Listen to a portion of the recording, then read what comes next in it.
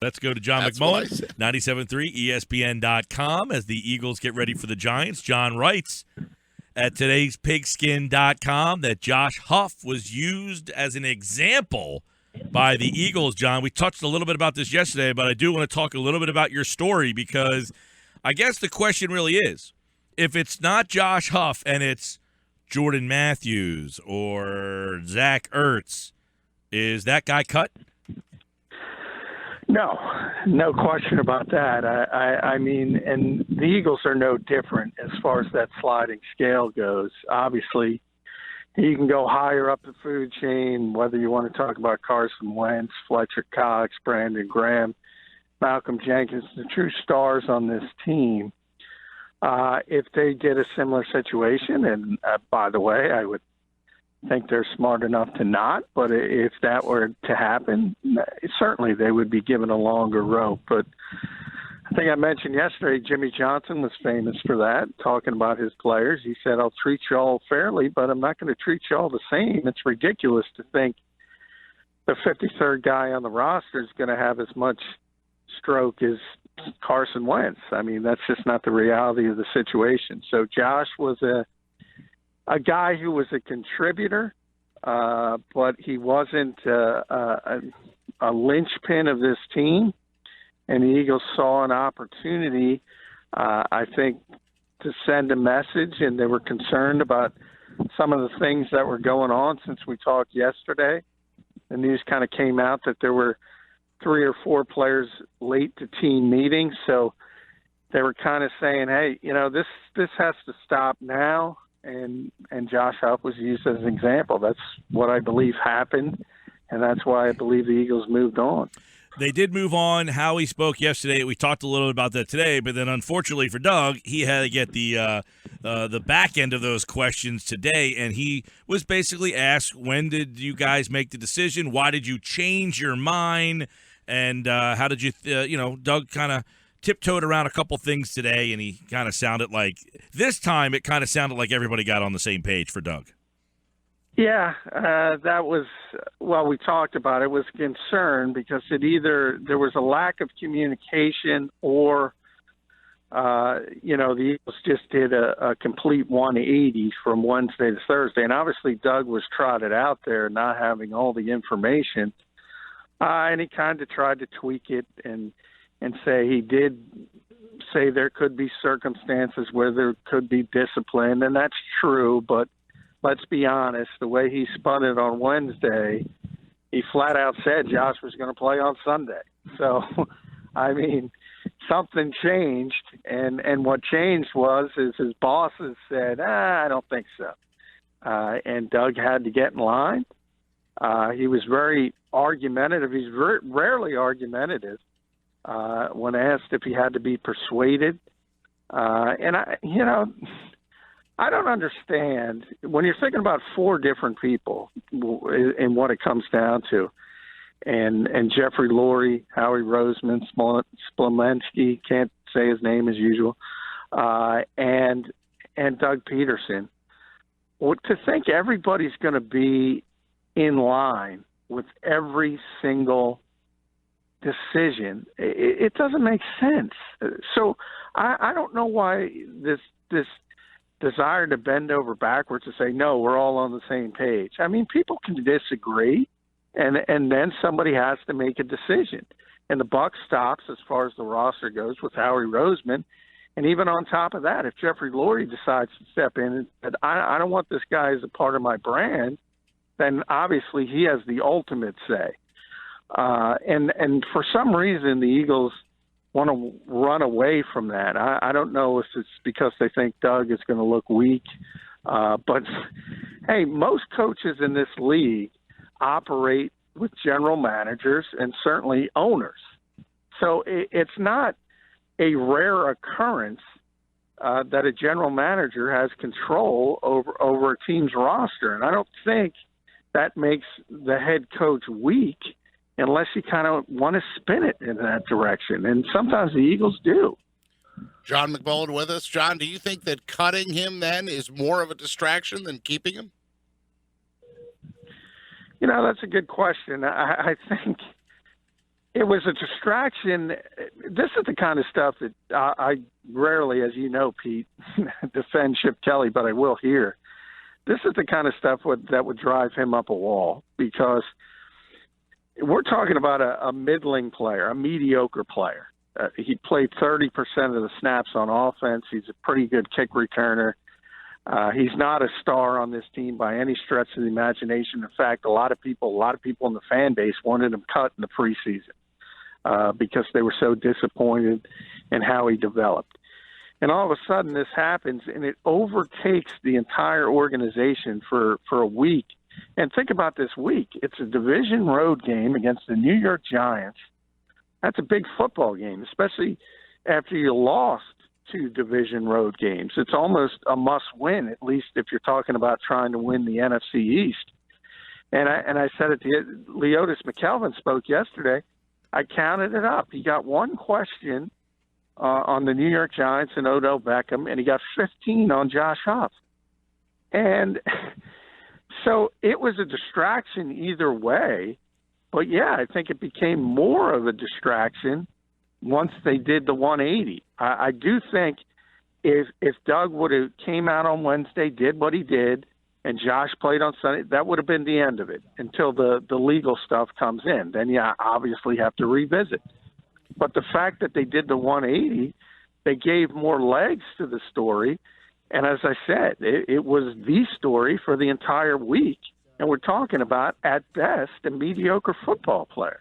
And I do promise that Mike and I will move on to the Giants-Eagles matchup at some point, but I still want to stay with, because Doug spoke today, and listening to him today, John, do you think that the Eagles surmised that the gun was on the property?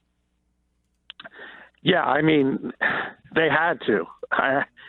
If you look at the logistics, I've talked about it, and we've talked about it. You're at the facility in the morning, and then you're going over the Walt Whitman to go home to your house in South Jersey.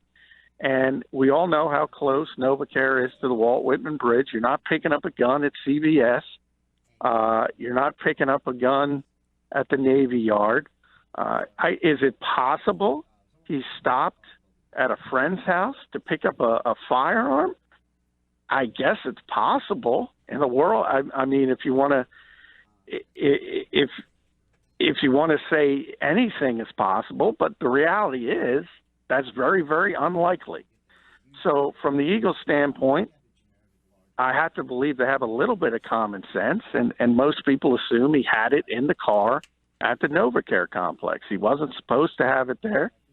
Whether that was the tipping point, I don't know. To be honest, I now think the tipping point, believe it or not, had to do with 3 other players being late to team meetings. And I really think this team was saying, you know what? These guys are getting too comfortable. Doug's a player's coach. He's a laid-back guy. And we're going to send a message to this team, and this stuff's not going to be tolerated. And they use Josh Huff because, as I said, he's not a linchpin of this organization. Well, I do look at the transcript, John, and I see that once the questions were asked about Josh Huff today to Doug Peterson, there were 16 questions in a row that were all on that topic. And once they said, well, who's the kick returner going to be? Doug enthusiastically said, oh, good question. Good question. Yeah.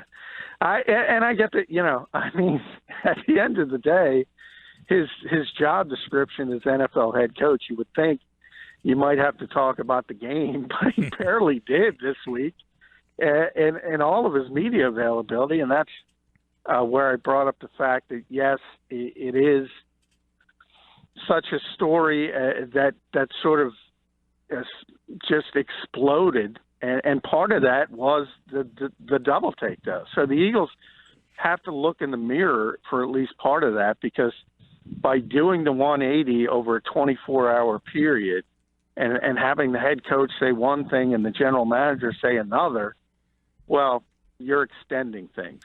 So on Wednesday's show, I asked Amani Toomer whether this would be a distraction, and he actually said no, because now they're not talking to us about the game and this and that. They're talking to that player. They're talking to the coaches. They're not asking questions about the actual game. Now they can just focus on their assignments, and you don't have to ask, about drops. Do you buy that?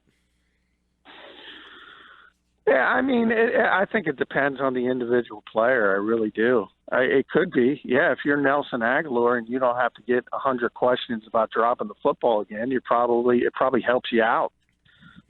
If you're Jalen Mills and you're not getting lambasted all week about how the heck you're going to deal with Odell Beckham, maybe that helps you out. But on the other hand, if you're Kenyon Barner and you're good friends with Josh Huff, or you're Jordan Matthews and you're good friends with Josh Huff, I don't think it helps you out at all. I think it's a great distraction. So I think that depends on the player. Hey, he did say, that being Doug, that he spoke to the leaders of the football team. So we didn't address the team as a whole. I guess he spoke to guys like Malcolm Jenkins and some of the elder statesmen on this team. Now, it seemed like Jenkins the other day was kind of like, I don't know. It just seems like there was mixed reactions in that locker room, that some are like, hey, he made a mistake, you got to move.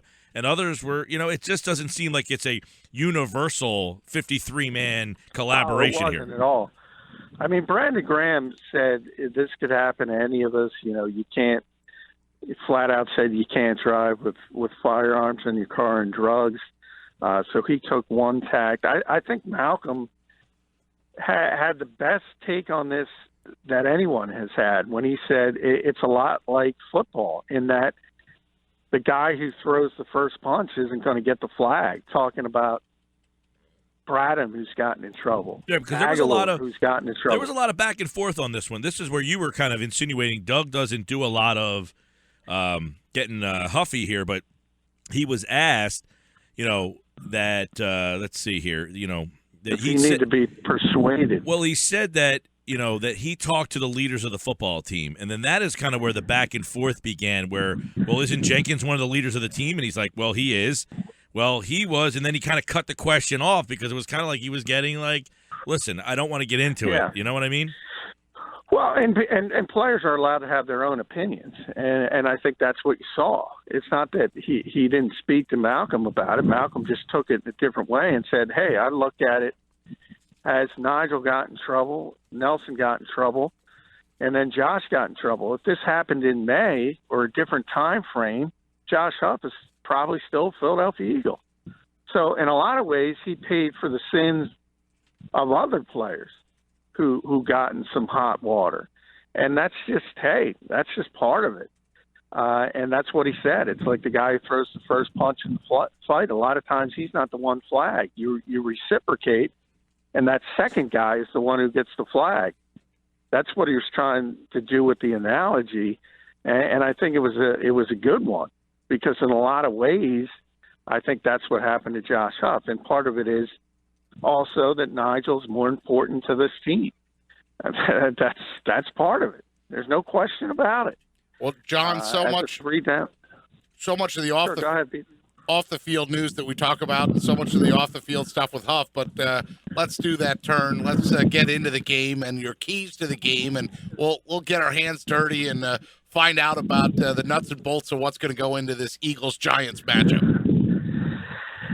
Yeah, I mean, it's the Giants are much improved defensively from what they have been, and they almost had to be because their defense was historically bad, but they spent a lot of money, almost the gross domestic product of a third world nation, to get that defense better, and it is significantly better, but they don't have the pass rush they thought they were going to have with Olivier Vernon and Jason Pierre-Paul, or at least it hasn't been as effective as they've imagined. Where they've gotten a lot better is the defensive backfield. They have two pretty good corners. Everybody knows about DRC. Janoris Jenkins coming over from the Rams has helped them a lot. And Landon Collins is having a really good year after being basically a disaster as a rookie. So it looks like the light has gone off for him. So, and we know the Eagles, from the Eagles' standpoint, they just haven't been the same offensively since Lane Johnson has left the lineup, and that's not a coincidence. They're struggling. They don't have a ton of playmakers. We know that, and now they're one less because Josh Huff, and this is scary, and I've been talking about this dating back to the preseason, with the football in his hands, other than Darren Sproles, Josh Huff was the most explosive Philadelphia Eagle. All right, well then, and who? 29%. No, it's not. But he played 29% of offensive snaps. Where do those snaps go now? I think they're going to be, and Doug kind of talked about that today, they're going to be distributed amongst the guys who typically play. So I think those expecting Bryce Treggs to just fit into that slot, that's not going to happen. He'll play a little bit. Maybe they'll try him on some go routes to stretch the field, hopefully, because of his speed. But I think you're just going to get increased reps with the three main receivers, Jordan Matthews, Nelson Aguilar, Dorial Green Beckham, tight end, Zach Ertz, Brent Selleck, Trey Burton, and also Darren Sproles. I think each of those names are going to take a little bit off the plate that Josh usually had. And I think Treggs is going to be eased in. If he plays well, he'll garner more snaps, but it's not like he's going to be playing 29% on Sunday. Well, he was going to play, it seems like, anyway this week, right? That's what Doug kind of made it sound like? That's what Doug said. He said he was going to have 5 wide receivers up, although it's hard. It's hard to get all those guys playing time. Maybe he's telling the truth. Maybe he's not, because maybe they wanted – I mean, let's face it, they've had a real difficult time even pulling the trigger on balls down the field, and that's because the receivers lack explosiveness and they can't get separation. So maybe the game plan was to get Treggs, as I said, a few looks just to get that speed on the field, whether Josh was here or not. And maybe that, from that standpoint, things haven't changed. But yeah, he said he was going to be active, and we have to take him at his word, and I do believe him, but that didn't mean he was going to be a major part of the game plan. John McMullen, who wins and why? Well, I think the Giants win a very close game, even though the Eagles have had a lot of success against them recently, and even in MetLife Stadium.